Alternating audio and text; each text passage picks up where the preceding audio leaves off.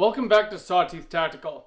Today I want to talk about a new proposed law that would put a 1,000% excise tax on many of our favorite firearms. And I did do a little bit of a short about this earlier this last week, but there was a lot more that I wanted to discuss and I felt like it warranted its own video. So make sure you're subscribed and we're going to discuss everything that's wrong with this. So the Biden administration has proposed a 1,000% excise tax on assault weapons, semi-automatic rifles, high-capacity magazines, standard capacity magazines, and possibly just semi-automatic firearms in general, which would be literally everything you see behind me except for this revolver. And that is a big deal. Now, do I think that this will pass? Probably not. They proposed the same thing last year, and obviously it did not become law. Do I think that if it did pass, it would pass judicial review? Probably not. It's totally against the Constitution. The whole thing of shall not be infringed, but as we have seen throughout the last many, many years, even though the Second Amendment says what it says, we have dealt with infringement after infringement after infringement. So I don't think that the wording of the Second Amendment will stop the, left, anti-gun, liberal, Democrat, elite politicians from trying to infringe on our rights as much as they possibly can. And the thing about this that really gets me is this. The Democrat Party, likes to think of themselves as the party of the people, which couldn't be farther from the truth these days. They want to be the party of controlling the people, as far as I could tell. But if they're the party of the people, putting a 1,000% tax on firearms is the exact opposite of helping the people. Now, they want to, of course, deter firearm ownership and, the purchasing of new firearms in any way that they can. And that's kind of the whole point of their tax. But it kind of does the same thing as the NFA tax, especially the NFA tax before, inflation has done what it has to the price of everything else and wages and all that.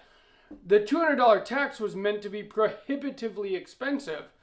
Well, all that does is it means that only wealthy people can own those kinds of firearms. Pre-86, transferable machine guns, there is a cap on supply, but of course there's a demand. So only certain people can afford to own those firearms, even though they are perfectly legal as long as you go through the NFA process. Well, this 1,000% tax would work in the exact same way, where only the wealthiest people would be able to own firearms. And especially firearms that are any good. More expensive firearms. You put a 1,000% tax on them, they all of a sudden become very expensive. I just sprung for this lower. This is an ADM UIC fully ambidextrous lower. And I will have a video coming on this later this week. It's going to be the start of the next build series. But this lower is a $350 lower. With a 1,000% tax on that, that would be a $3,500 lower. Who's going to pay $3,500 for a lower except for people where $3,500 doesn't matter to their budget very much? This is a $500 shotgun. With that tax on it, it would be a $5,000 shotgun. Who is going to buy a $5,000 shotgun except for very wealthy people? This pistol right here, with all the upgrades I have on it, is, close to $2,500. But say you just bought the basic pistol, it's like $1,300. Well, that would be $13,000. So for you to have and that's like a cheaper 2011. So if you wanted a really good pistol, a 2011 or something, you're looking at tens of thousands of dollars. And this, again, is the problem, because the only people that this hurts are the people that can't afford tens of thousands of dollars for a firearm. Generally, the people that probably need firearms the most are people that live in, historically poorer areas. And I don't mean that everyone shouldn't have a firearm. Everyone should. This is the United States and we have our rights. We have the Second Amendment. I don't necessarily live in a poorer area, although compared to the rest of the area I live, maybe I do. I live in a resort town, basically, and I don't live in the rich part of the resort town. I'm a working class person. I run a lumber yard. But I'm not in a dangerous part of town. A lot of people that need firearms need them for self-protection because where they live is not really safe. They're not protected by the police. There might be lots of crime where they live. Those are the people that need firearms a lot more than people that live in gated communities that have their own security force. The only people that would be able to afford firearms with a 1,000% excise tax on it. So who does this hurt? This hurts the people. The people that the Democrats, claim to represent are the people that they want to disarm. And it's all about control, because then if people can't fend for themselves, if people can't take care of themselves, well then who do they have to rely on to keep them safe? The government. And that is exactly what they want.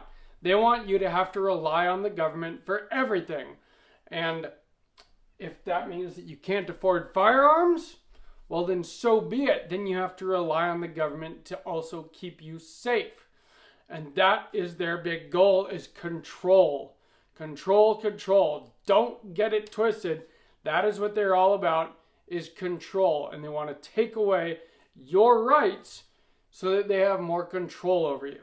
This is a perfect example of why it is very important to get out and vote.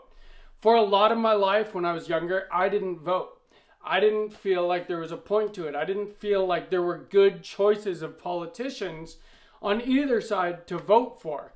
As I've gotten older, and as I care a lot more about my rights and freedoms, I've realized how important it is to vote. Some of these last elections have made that very, very clear.